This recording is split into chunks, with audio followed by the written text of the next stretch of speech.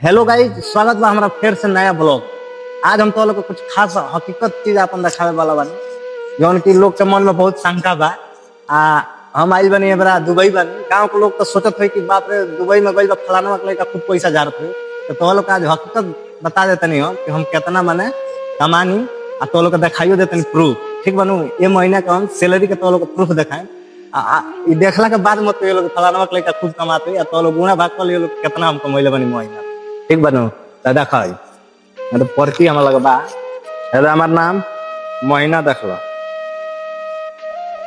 महीना देख लो अरे 27 अक्टूबर 2025 से 26 माने नवंबर है। नवंबर का सैलरी देखा देखा 31 के 31 ड्यूटी कर ले बने।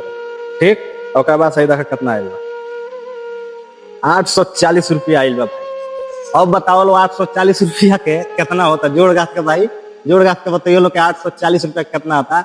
इनमें मोबाइल खर्चा कितना घर भेज दिल 600 रुपया घर लगा कर बताओ 600 में कितना जाता 14,000 रुपया जाता। गाँव के लोग बहसे वाला लोग झूठ बोलता रहता कमाई खूब होती खूब झाड़ती सब पैसा। ठीक बात ऐसा नहीं के भाई के जाके पेड़ झाड़ा जाला इतने पैसा कमाई जाला देख लो ना। ये बात बा भाई। आज के बाद से फिर मत कहियो लोग गइल बा फलाना के लइका खूब झाड़ते खूब ना झाड़ला इतना झाड़ला 600 रुपया घर भेजल 600 के गुड़ा भाग कर लोग कितना वही 14,500-600 रुपया हो। ठीक बा ना। ये बात बा फिर मिला तनी अगला ब्लॉग में। ठीक बा वीडियो अच्छा लगा तो वीडियो के शेयर करिए हमको फॉलो कर लिया।